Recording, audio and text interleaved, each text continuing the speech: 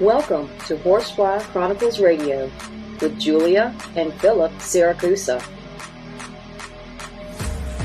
Sponsored by Carnation. Airing live on United Public Radio Network on 105.3 and 107.7 FM in New Orleans. This show's opening has been produced, edited, narrated by Gwen Luckett at gluckett.com.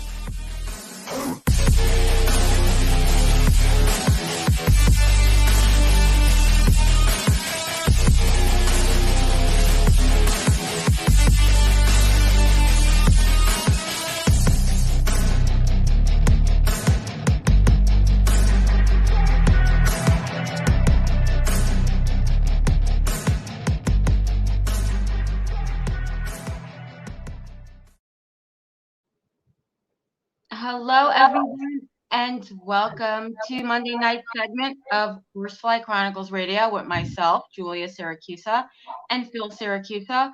We're broadcasting live from the United Paranormal Radio Network on 105.3 FM and 107.7 FM from New Orleans. We're also live on ROKU, so you can watch us live from your TV. We're fully sponsored by Carnation, so we want to thank them for their sponsorship. We love them. You'll have to do a few things in order to participate in chat. Go to YouTube, UFO Paranormal Radio. You can go to all the Facebook stations, UFO Paranormal Radio Network, UFO Undercover with Joe Montaldo, News on the Flip Side, Twitch, SoundCloud, Podbeam, and of course our group, Horsefly Chronicles Radio. And if you guys have any questions for our guests, please ask. So tonight, guys, we have another amazing guest. So please welcome to the show, Amber Marchese. She has been a lifelong resident of the great state of New Jersey. Amber has starred in 3 separate hit TV shows: The Real Housewives of New Jersey, Restaurant Stakeout, and Marriage Boot Camp. She's also an inspirational educational speaker throughout the United States. She's a wife, a mother, an accomplished actress, writer, and speaker. She is a 2-time cancer survivor, all while starring on TV and writing for people.com. She's also a realtor with over 10 million in real estate transactions, which that's amazing. She and her husband are also the owners of an app called Box Genie, which takes care of a lot of the box removals, which I think is really, really, really cool. So she also has had some interesting paranormal experiences. So please let's welcome her to the show. Hello. I'm excited for this. I'm super excited to be here. I am so excited. Thank you so much for coming on.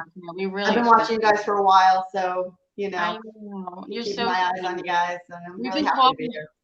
Thank you. We have been talking for a while. Mm-hmm. So take us to the beginning of your story. How did you get on? Let's start with the show. I gotta know. How did you get on the show, The New Jersey Housewives? Because our listeners who may not know who you are, I don't know how they wouldn't, but would love to know about your journey as a TV personality and how that all started for you.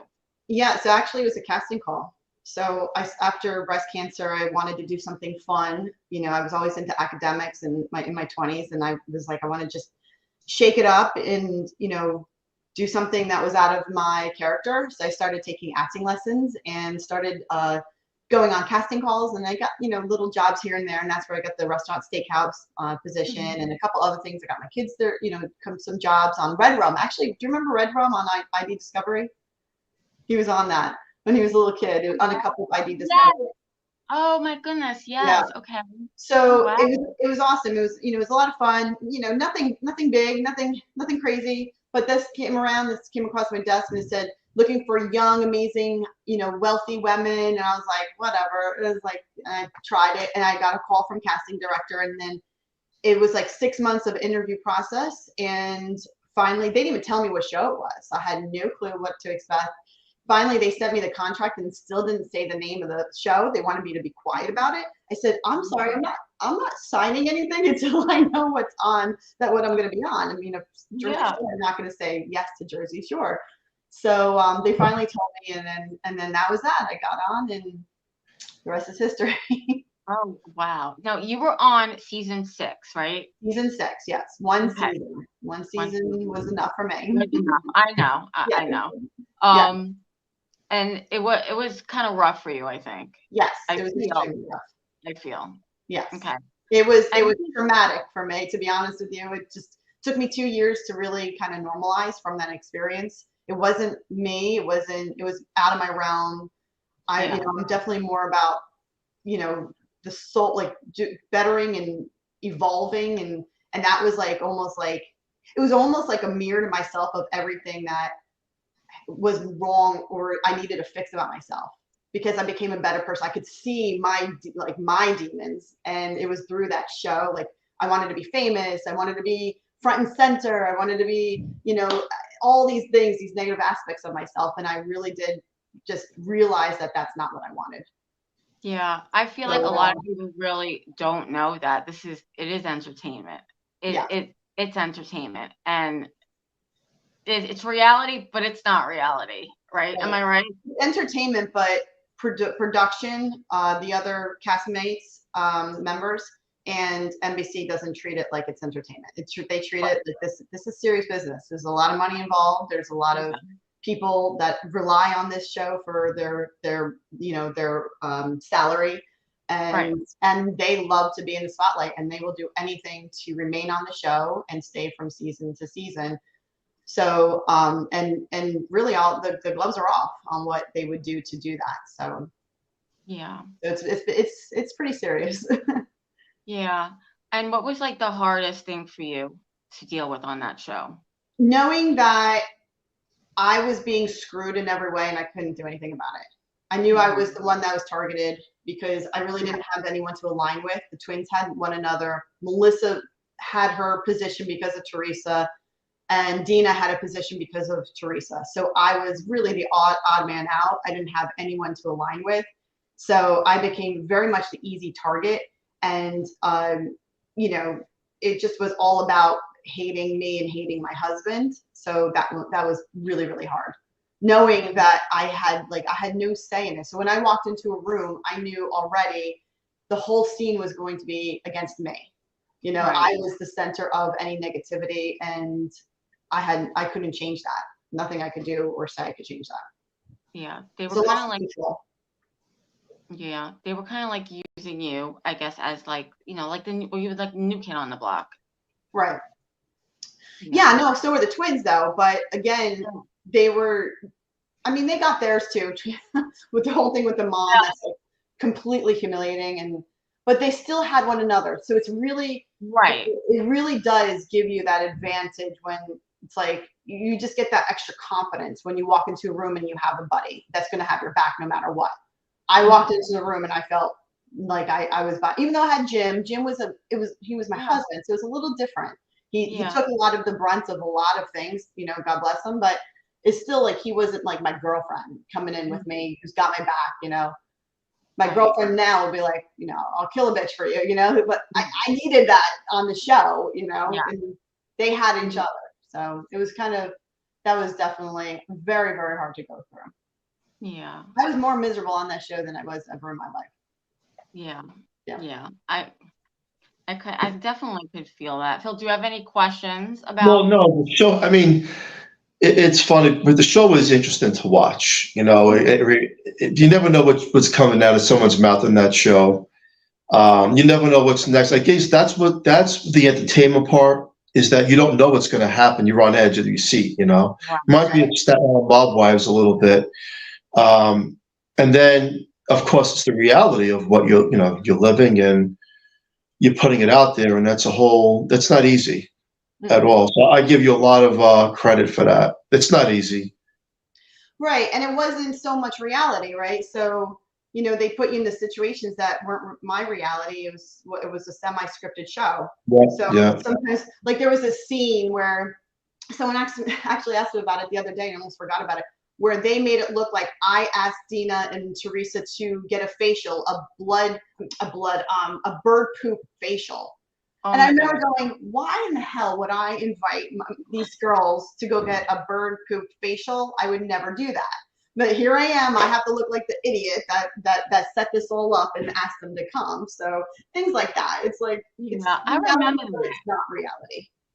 I remember that. I have one question to ask you before we get into a lot of other stuff. But in your opinion, who's wrong here with Melissa and Teresa? Like, what is going on with these two that you might know now? When I was on the show. Yeah. Which one? Currently? Yeah. Yeah. I don't know. I really don't watch the show, so I really could not tell you. I don't find that show remotely entertaining or remotely interesting, and I really don't. I find it chaotic and they look like, I don't know, like they look like fools all the time to me, and then they embarrass themselves. I don't like to see other women like that. They're in their 50s and they're still doing the same thing. Like, how emotionally stunted are you to be doing the same thing and handling your conflict in that way still to this day, 15 years later? Like, haven't we evolved at all? Like we don't know how to use our words, so I don't enjoy the show. So I don't know right now. And I don't even think I said this before, I don't know if they even know who they are anymore.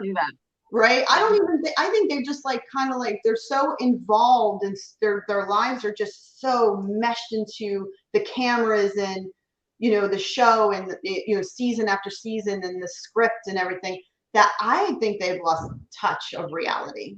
So, I agree with you. I agree with you. I don't even think they know why they're fighting anymore. That is true. I think it's done. It's it's whatever they think is going to create some sort of some ratings and conflict, and that's that. Yeah.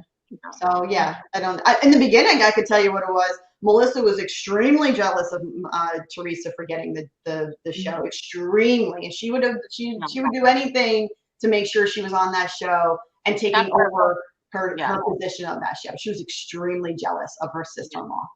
Yes. And I'm not a Teresa fan. I'm not no one's fan on that show. I'm not. So for me to say that this is truly from my heart, and no, I do not want to be on the show. So this is not like I'm trying to make conflict so I can get on. I agree with you. I think that's where I'm going with it. Like, in your opinion, like, what is the deal? And you just answered it, and I agree with that. A lot of people don't, but I do. Definitely. Oh no, it's 100% fact. Like, I've talked to Melissa. I know what she was feeling and thinking when that. Even when she first met Teresa was that over the top type of, everything was perfect in her house, everything was perfect in her kids, and she she spent all this money, and Melissa was very jealous of that, wanted that for herself. She didn't come from money, and that's what she wanted. Yeah, I agree with that. And that's my story. Yeah.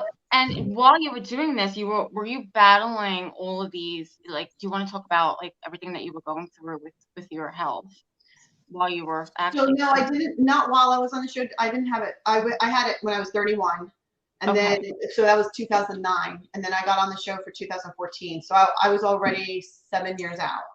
Okay. But then 1 year after that, it was like 6 months later actually. I found another lump in my right breast. So I had a relapse. So I think it's from that show. I kid you not. I really did. The stress from that show, I think, really just, took a toll on me. And because I was 7 years out, the odds of that happening, even my oncologist, it's like, how? You had a mastectomy, you went through chemotherapy. It was in the scar tissue. So there's a positive and negative. Obviously negative having that again, and then positive, it was in a spot scar tissue, so there was no blood pumping to it. So it was super slow growing. They just removed it. I did immunotherapy and radiation, and which was hard. I'm not going to diminish the treatment that I went through, but it was a lot easier than going through chemotherapy. Chemotherapy was brutal. I lost my hair, my eyebrows, my eyelashes. So it was hard. And I was newly married too. So my poor husband had although he says, "Oh, you're hot, babe. You look like, G.I. Jane. Aw, that's so sweet. That's so Yeah. sweet. And what would you tell other women that have been through what you've been through? Like, what would your advice to them be? Well, I have a lot of women, texting me or DMing me or whatever, and always reaching out. I get that probably, it's scary, about twice a week. A woman will tell me what she's going through, her scare, or she has it and she's asking for advice. I say for the people who find something that's abnormal, get a check. If you have a doctor that dismisses you, go to a different doctor. You go until you find the answer and you rule out completely that it's not cancer. That's what I would suggest. Anyone going through it, just try to remain positive. Don't think of anything negative, and just always plan for when everything's done. Plan that trip when it's all complete. Plan to go back to school. Plan to go. If you want to do acting or whatever, just do something fun, singing lessons, guitar lessons. Just plan for it when it's done, and then that's your focus. And of course, pray and remain faithful to God. Like, that is a must. I prayed the novena, the St. Jude novena, for 9 days, and I'm telling you, my scans were different from that point on. Wow. Yeah. It is true. I mean, we're firm believers in that. I mean, prayer does work. I mean, it does. Yes. Yep. Absolutely. Yes. Let's see who we got here. Roger and John. Hello. How are you guys? Thanks for joining us.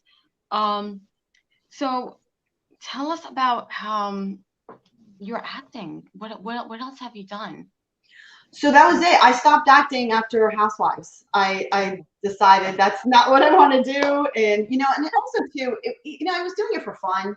I wasn't really looking to become like this famous actress, and I knew it wouldn't, because I just wasn't going to put in that time and energy. I wasn't going to leave my kids and go audition in New York, 5 times a week. Or be on set six times 6 months out of the year. I just wasn't going to do it. So I gave it up. I did do. I was producer for a short film. That was fun. I was working on set and with a really awesome writer, Don Capria. And I was like his right-hand man, and we had a lot of fun on that one. So I got to be behind the camera, and believe it or not, I like being behind the camera so much more. So many people say that. So many people loved it. Just running the show, and we were on a short budget, small budget, very small budget. And, we were hitting it. We had to hit it in 3 days, and, I coordinated everything, and just taking control and coordinating everybody and making sure everyone was on set, and getting through it all, because we only had so much time, and it was a lot of fun. I would do that again. Oh, wow. And I know that also you and your husband are the co-owners of a new app. Can you tell us about that? Yeah, so Box Genie was created because of my shopping habits. When I order things and boxes kept on piling in the mudroom. So he's like, that's it. I'm going to make an app. And he did. He made an app that removes empty boxes. It does door-to-door delivery and returns. So one of the biggest things is I was kind of lazy and not returning my stuff, and I wasn't getting my money back. So we do returns and we pick up boxes. So, and door-to-door. I really think, why that is so cool. I mean, Phil, how many times did we have a garage full of boxes? And over here, our garbage, like, they're really, really picky. It's really a great idea, because a lot of the townships, they won't take your boxes. They're not going to take all that stuff. They only take it like once a month here, and it like piles up, and it's very annoying. So download the Box Genie app. It's JEANNIE. And then I could assign a driver to you and make sure you like the driver, and remove all your boxes. How cool is that idea? How cool. Now, can you remove neighbors too? Say that again. Oh, the neighbor. Yes, I'll send it to your neighbors. I'll send it anywhere, honestly. To be. No. It's actually if I can remove some of my neighbors, put them in a box. Yep, we take neighbors. We take annoying neighbors. But that's a brilliant idea. I like that. I like that whole thing. It is really slow. I mean, it's been tricky trying to get enough drivers for customers. So it's like our marketing. We're on a very small budget. It's not our main job. So it's hard to market the customers, but not too many, because then if you market the customers and you don't have enough drivers, then they're going to put in an order and you can't fulfill it. So it's been quite a hat trick trying to get that if there's any good marketers out there, definitely looking for Oh, some that okay.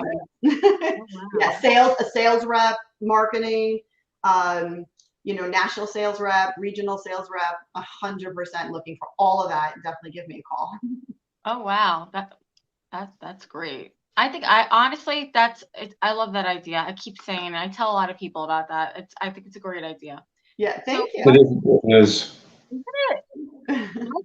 Let's switch it up a little tiny bit. Now, I know, okay, that maybe like 15 years ago, I think you've had a paranormal experience. I So did. what happened to you? Yeah, so my husband was he was working for Mortgage Now, and he's CEO, president of Mortgage Now, and he was working on a merger with a bank called CCB in Michigan, and his contact there was Dave Widlack. Dave Woodlack was, 60-year-old grandfather, very sharp man, very successful, in Michigan, Greenpoint, Michigan. So he had a lot of, he rubbed shoulders with like Fords and very, very wealthy people. And this was ended up being a very good, not just a business deal for Jim, but a mentor, because he was just very, very smart.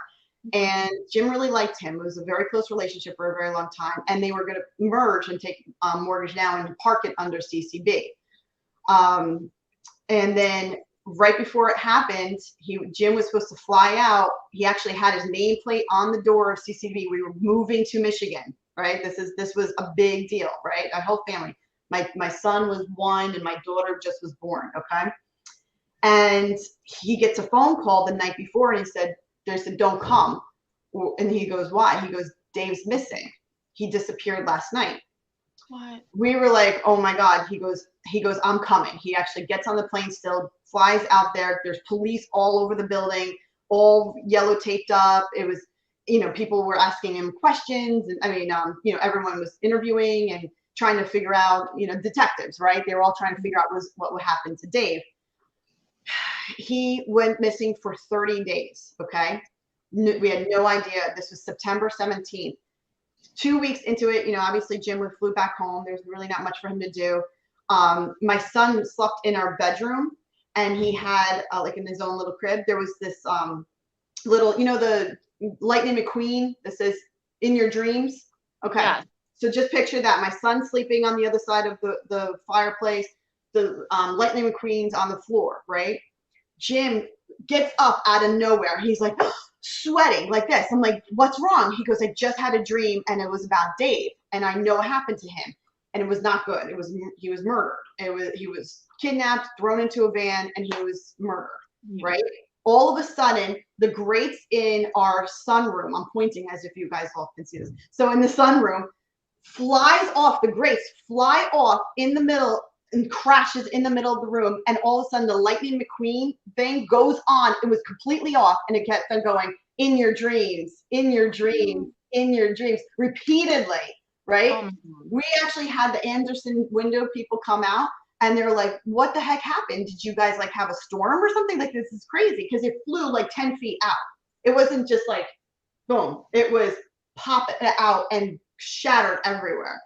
And, he's like, highly, highly unusual that it did that, because it's actually clipped in, like it's completely secure.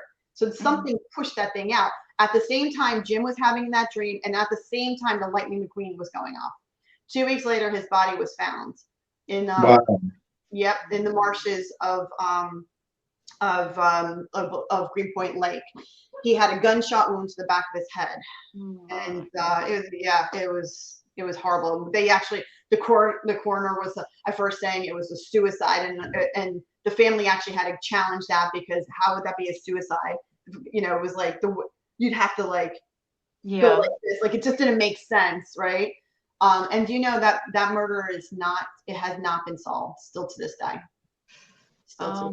Goodness. So that Yep. So that was him. That was him. That was like it was. Yeah, you could I feel know it. that Jim dreamt of something, that he saw something. So I think it was very clear what he was trying to say. Oh wow. Yeah, so that's my story. That that's That was a long it's time ago too. We always miss Dave. I think there was like one show about him on like Dateline, but then that whole story just was oddly just kind of swept underneath the rug, never talk about again. So there's definitely some weird things going on, definitely. it sounds very mysterious. Like there's a lot to that story. Yeah, I mean, I always say to Jim, I'm like, it's a blessing that you're not part. I mean, there's clearly that was not a good area. There's something going on. And who knows, you could have been in the line of fire too, so Yeah. kind of blessings that you weren't there, God had you. That's how it works. I mean, everything, it was sad. That's a really sad story, but everything does kind of like happen for a reason. Yeah. Oh, we don't really believe in coincidences that much. Oh, absolutely not. No.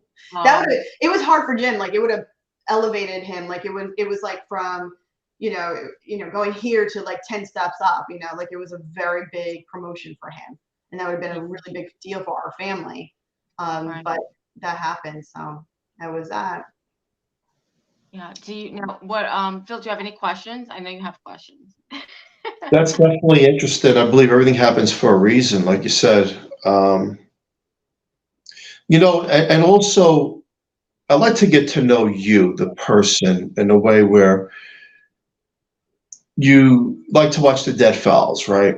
I love the Dead Files too. In fact, I just started watching it a couple of days ago again. And the question is why?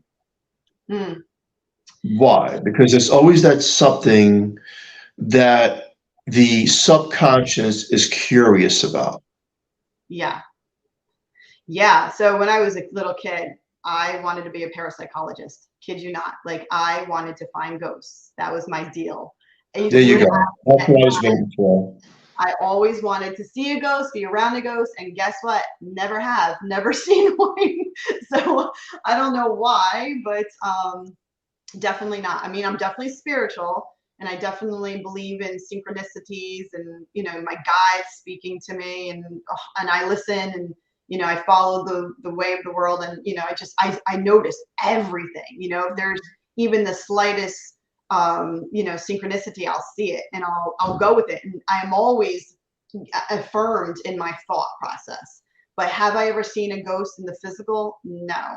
And it's funny because I've watched Amy do an interview, and she actually talks about the downside of having that ability to see. And it opened my eyes. I'm like, wow, I don't think I would actually want that type of gift. I mean, that's heavy. Yeah. She's like, she can't shut it off sometimes. And she said, you never know what you let in, or unwillingly, they just attach. So, I guess there's certain people that are called to do that, not me.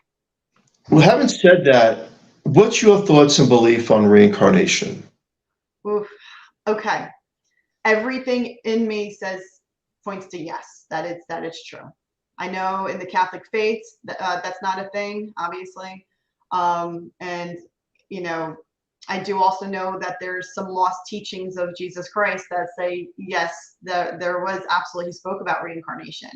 So I would actually, I feel it in my heart, like, especially when I go certain places, I'm like, I've been here before. I know I've been here before. I'm called to Lake George. I know I've been, like, I walked these, I saw Jim's reaction going back to Sicily. Like it was like he's been there before. It was old hat to him, and I've seen people before, and you could, even though they're here in America, they just have a different feel to them. So yeah, I do believe in reincarnation, 100%. Do you? Most definitely. I believe in soul searching as well, where the soul, you can go to certain locations, for example, and you'll feel grounded. Like, I feel good here. Now, again, it could be your husband going to Italy, or it could be you going to New York and different parts, and you feel grounded to those areas. Yeah. And then comes the subconscious part of you saying, wait a second, I remember certain things about the layout here, whether you're looking at a historic building or homes, and you can feel a vibration. And usually when you feel the vibration of essence that you were. And we in our minds, within the reality that we live, we try to short-term it. Well, it's just a coincidence, or, well, it's just my mind playing tricks. But the truth is, it's really you, the part of you, regaining what you were through past lives. Mm-hmm. I had that at 14 years old. I had that experience in Staten Island, New York. And I was walking with my sister one summer day, and we're walking down the road, and I stopped, like, wait a second. I've been at this location that I've never walked before. And I'm young, back in the 80s. I'm like, who talks about this stuff? But I felt it. And the point I'm trying to make is that reincarnation is real. And I went to Catholic school, and here's what I have to say is that living in the home that Julie and I live in, right? We're hardcore New Yorkers. If I don't believe it, I don't see it, period. I don't care who you are, what you believe in. We have to see to believe. Like you said, you've never seen a ghost, and that's probably a good thing. Right. Up until we've experienced certain things that are unexplainable in our own home, it becomes, I need to take this further. And that's what I am, right? And Julia, like, we learned that we're living it. Now we want to teach the world that this is true, this is real. And these things do exist. And it's not all bad. Sometimes it's loved ones saying, hey, I'm trying to say hello to you. You're just not acknowledging me. And I always say, look for the signs. Look for the signs of validation from a loved one who has crossed over saying, hey, I'm here. I can hear you. Because the chances of them hearing you in the vibrational state of what they were is true. Those possibilities are not lost. And again, when we go into certain religions, they don't talk about certain things. I don't get too deep into that because I don't discredit or, disbelief what anyone wants to believe. But knowing that reincarnation is real, and we do go on beyond this existence, we do go on past this, and that creates another past life. It's kind of like the soul's journey of seeking. And it's interesting, like you said, you like, the dead follows you. I get that your soul is searching for answers because it's been here before, and then you've had reincarnation. Let's talk about dreams. Because dreams play a big role within people and the reality of how they live. So do you remember a lot of your dreams or some of your dreams? All of them. And I can even tell you, by the way, I actually had two other stories about that. I've seen shadow people standing. I've seen green orbs coming at me when I'm sleeping and I can't move. I'm total paralysis. And the green orb just kept on slowly from the corner of the room getting brighter and brighter, and then just kind of went away.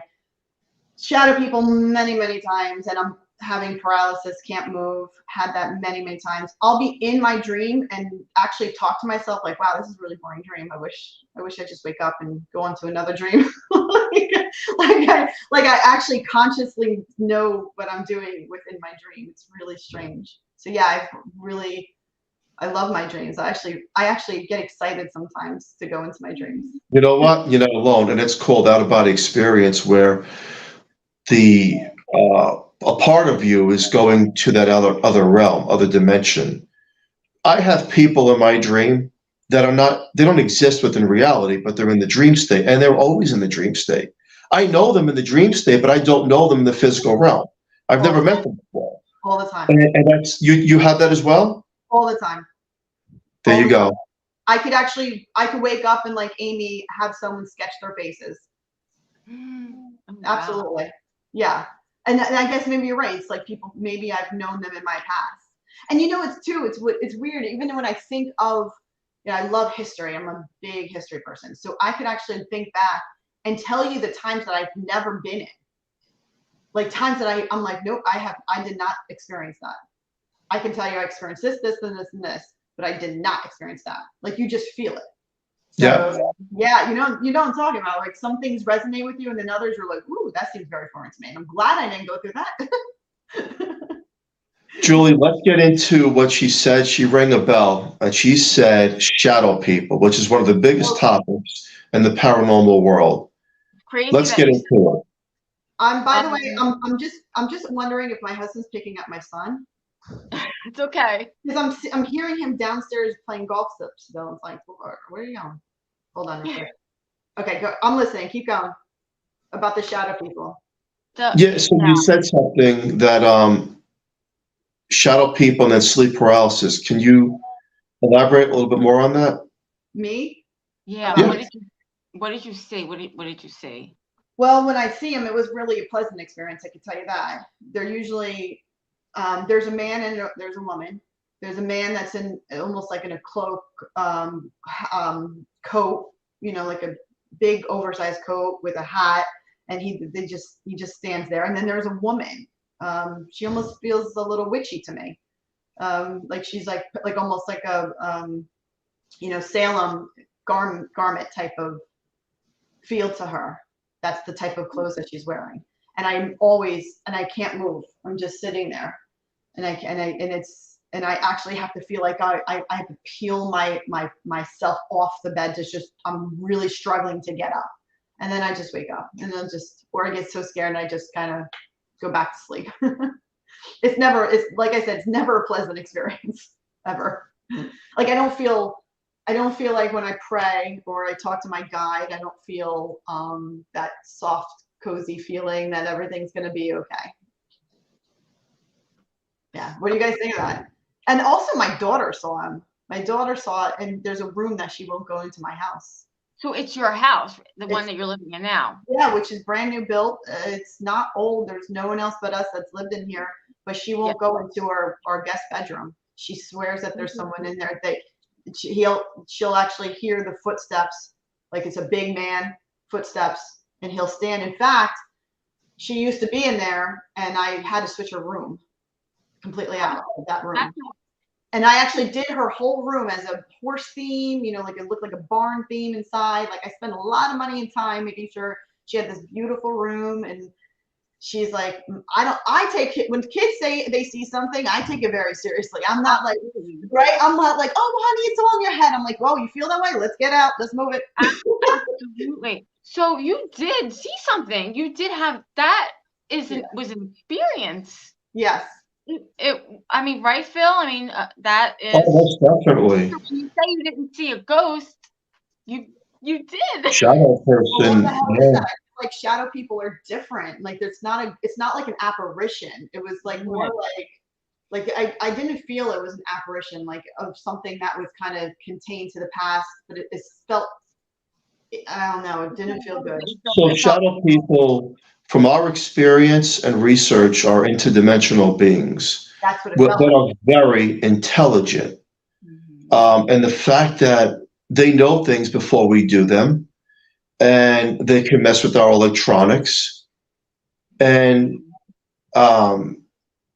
it's a real thing. It's not a fake thing. Shadow people can be intimidating as well. We know exactly what you're saying because I've seen them. And you try to think it's the bulbs in the house and it's your eyes trying to, put this whole thing together.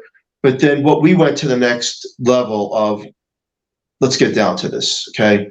Let's get paranormal teams here and let's research and see if we get recordings from these beings. I will tell you that they're intelligent. Now, your home, even though it's new, it's the land, right? The land has residual energy. On that. So the land used to be an airport. So I don't know. Like I mean, unless someone died in an airplane crash or something, or I don't know. I mean, New Jersey, there's tons of Indian. I mean, the land that our house is built in '96, and some people would say, oh, that's not an old house. It's not like old. But it's the land, so you never really know what has happened on that land. So many things could have. And this is going to sound weird, though. I think the one in that room, someone brought it in. That sounds really weird. It sounds weird for me to even say it, but I think a kid brought it in from a parent. And that could happen. So he kept on saying that his mom would, at his house, there was things that would fly off the wall and land, like crash into the wall, and very, very evil feel. He was scared to go over there. And I actually feel it attached to him, and now he left it in there. Whatever it is. That could happen. And the crazy thing is we can pick up attachments anywhere we go. So are these my shadow people, are they there to hurt me or freak me out? Like, what the hell? I almost feel like, by the way, it's not even, like, I try to say, like, is it really a thing, or is my brain stuck? Is it just kind of stuck? No, it's a thing. It's a thing. And is it there to hurt me? No, I don't think it's there to hurt you. They are intimidating. And we really don't know, as researchers and all the teams that we've worked with as well, we don't really know what's behind that. We do know that they know everything we do. And I mean everything. Now, there's a big question mark with shadow people. There's this unanswered question, because they're not the ghost. They're not the apparition, but yet we've learned that they can manipulate electricity and electronics, and also they can manipulate us. And sometimes they do pick a designated area in the home. That's their domain. Why? I don't know. There's so many unanswered questions to these things. Now, if you ask me, well, are you in harm? I would say, well, did you have any scratches? No, nothing like that. But obviously, if you're saying that they could control me, I'm assuming that's why I became paralyzed, like why I couldn't move. So what happened, we lived in New Jersey, in Metuchen, New Jersey, years ago. I got home from work. I was tired. Julie was with the kids in the living room, and the bedroom door was a little crack open, and I was laying on the bed. All of a sudden, I felt like something was in the room. The door shut by itself. After the door shut by itself, I went into a dream state. The dream state was a total isolation, and I couldn't move my body. I could see, but I had no control over my body. I was then put into a night tremor, where I was trying to fight my way out of it by trying to make myself toss and turn. Yes, that's where you're forcibly trying to get up. Like, you're like, I can do this. Like, I'm gonna do this. Yes. And it was a battle for me to get out of it. Now, through our belief and research and other people, some people say medically, well, it's a part of the mind and the brain and is a chemical, whatever. I disagree, because chemicals in our brain do not shut bedroom doors. And there's also the belief that it's an entity trying to enter the body. Do I believe that more than any kind of chemical imbalance? Yeah, because unless you could describe to me how a malfunction of us shuts bedroom doors, I'm not buying it. Mm-hmm. So I believe that some of these things they're called in walk-ins, where they're like hitchhikers. They tag along and then they're gone. Some of them are gone. You never see them or feel anything again, where others may stick around, and then we have acknowledgement of them. But I will say this, getting to know you on the show tonight and a little bit about your background, there's no doubt in my mind that A, you've also had past lives, and your soul searches, because we come in soul groups, right? So when you go into those dream states and you have the out-of-body experience, you're actually meeting with the soul group, I love my dreams too, right? They're awesome. Some of the dreams are like, why am I waking up? Right.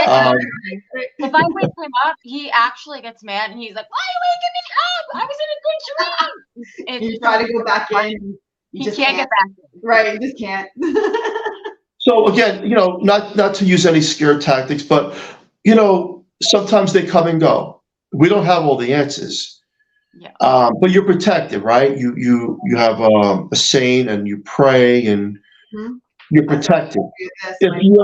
Perfect. If you ever went into a room and you feel emptiness and void, that's the room to be concerned about. If it's empty and void, like you feel like you don't belong in that part of the room, then we question that to something that could be secondary. Other than that, if you're not waking up with bruise marks and scratches and things of that nature, which we hear those cases, then quite frankly, you're fine. I believe from talking to you that you are protected in a lot of different areas. And some of these things, again, there's no explanation of these shadow people, where they come from, what they want, and why are they here? But they are real. And, one of the things about me is I used to challenge a lot of atheist people. I love challenging people on paranormal. And I used to say, well, you know what? I went to Catholic school. I do believe in God. And I also know what we live with. And if you don't believe, please come down to our house. Free of charge, come here. And spend the night in my basement. And then in the morning, you can tell me verbatim what you have experienced if you last the night.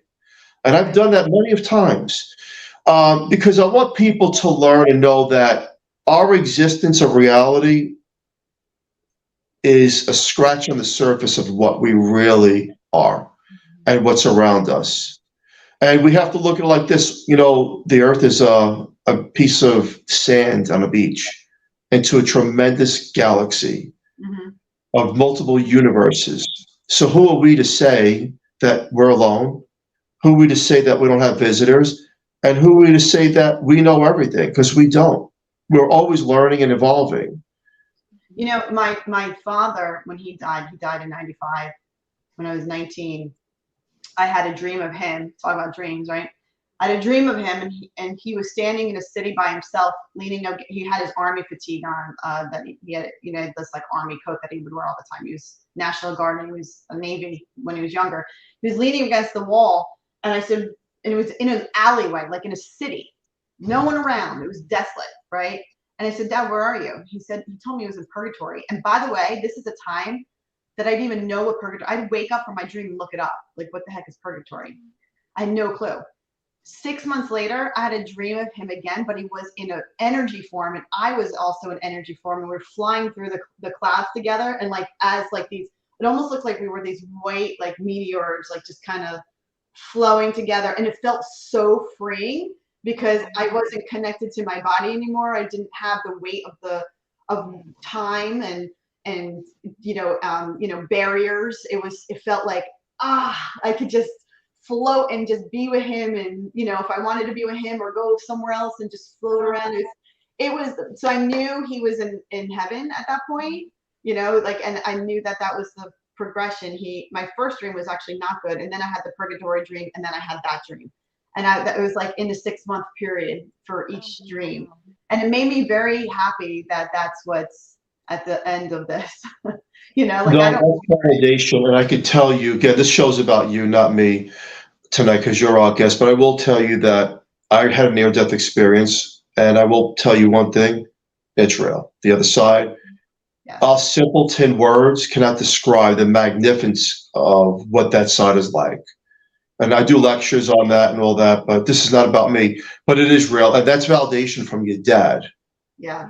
That, hey, and I always tell people, acknowledge the signs. It could be something on TV. It could be a song on the radio. It could be in a dream state where it seems to me, Julie, correct me, but her dreams is where she's able to connect with the other side in a way where even those that have crossed over can come through.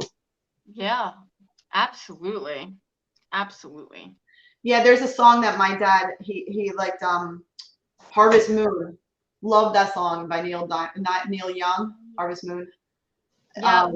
And anytime I'm scared, I kid you not, I was on a plane, my first time on a plane when I was like 20 years old, going to Italy by myself for school.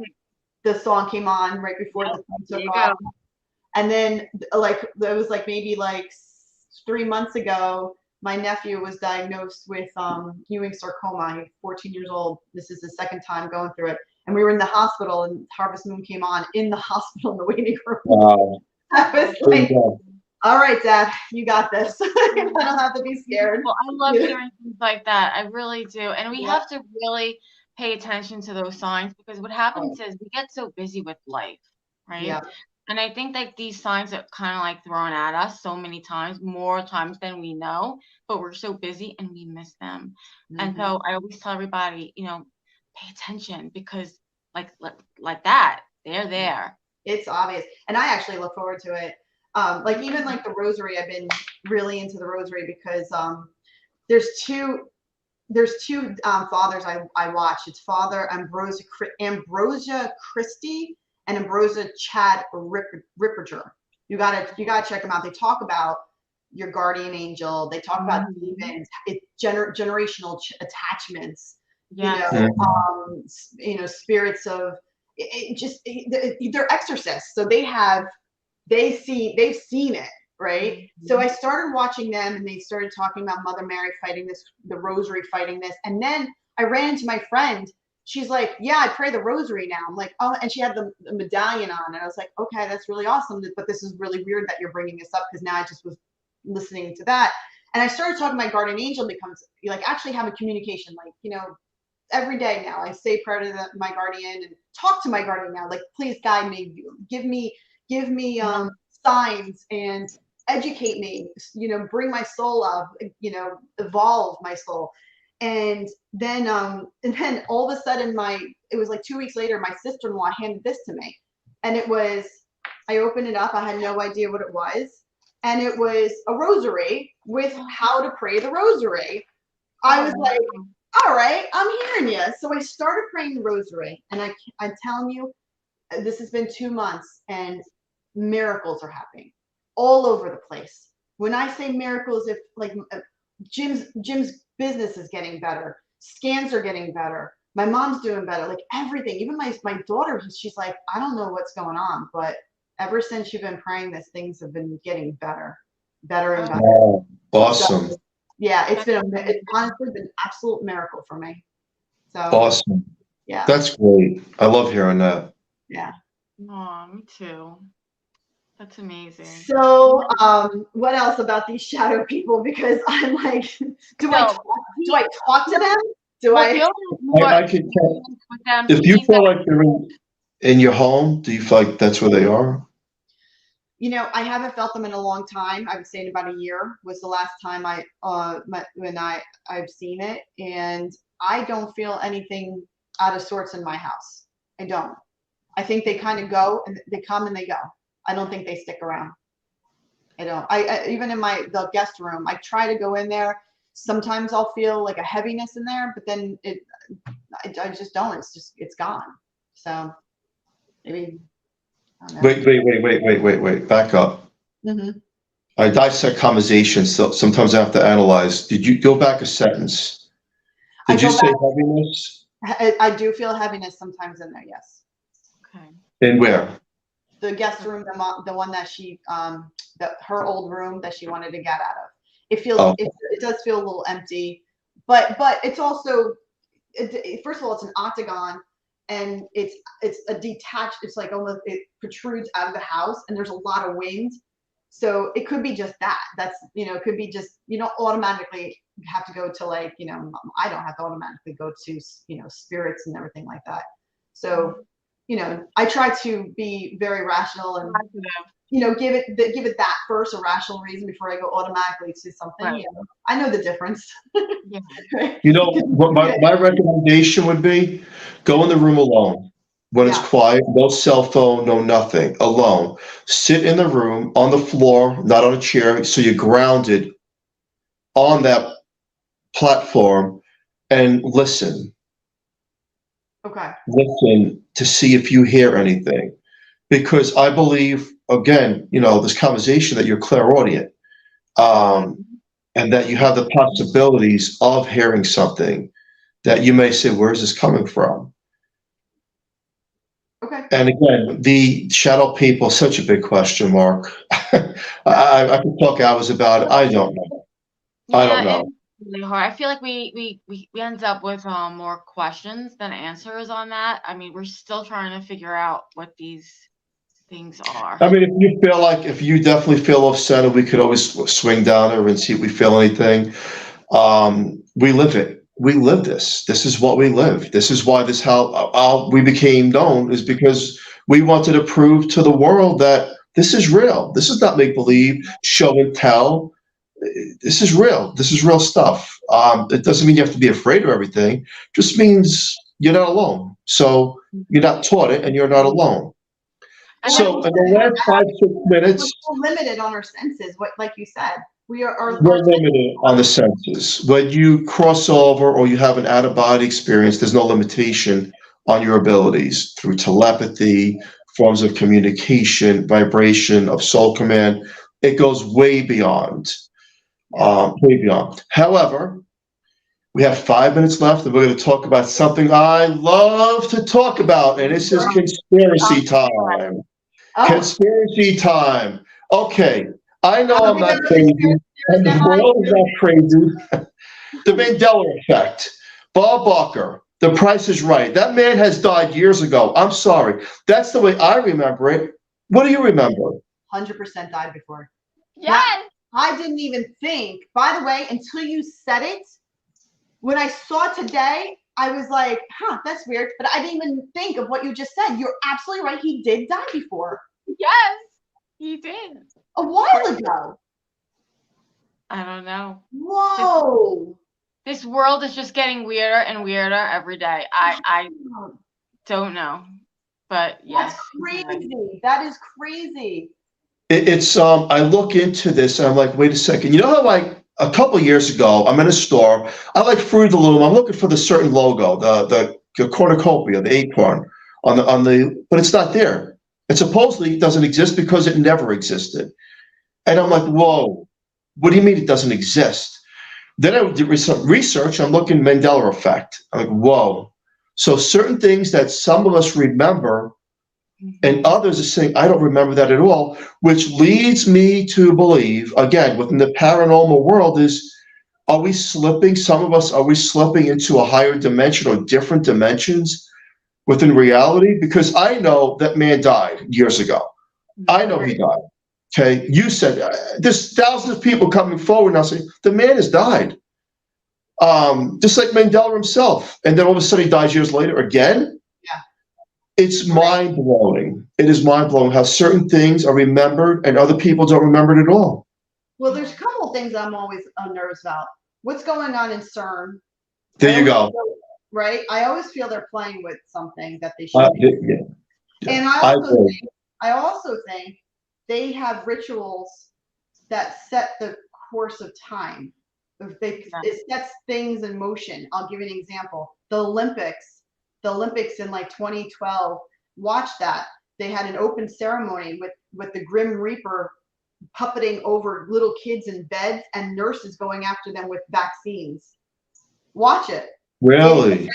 The opening day of CERN, they had a hole with demons coming out, like people dressed as demons coming out of a hole.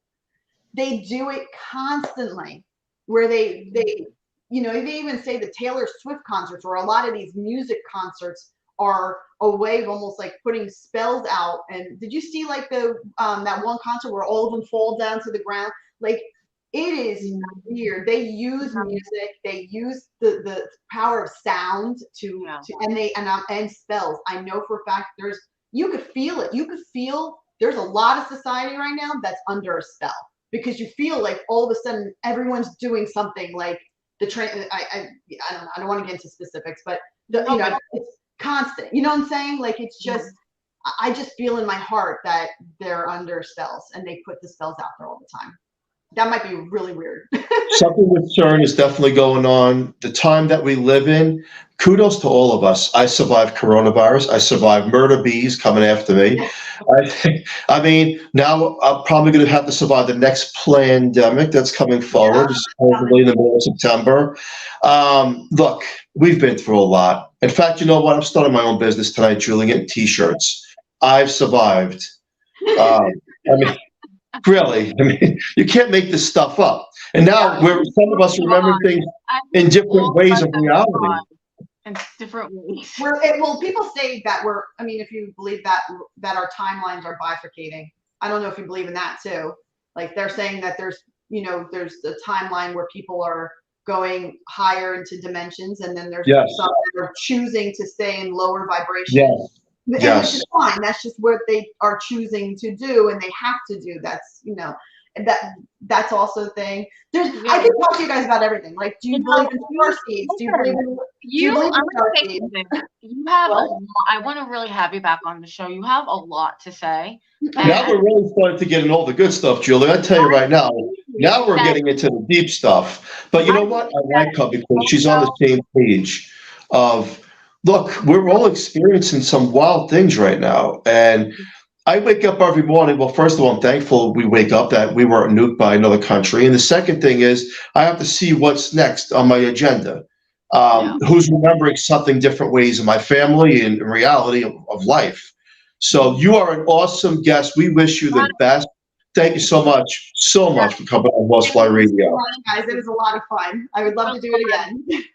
Honestly, the best station around. Best interview for sure. Oh, thank you so much. You're awesome. I mean, we can't wait. Bye. Come back anytime. Thank you, everybody in chat. Pam, Michael, Christopher, John. Thank you so much for joining us. A special thank you to Carnation for fully sponsoring the show from day one. We love them. Thank you.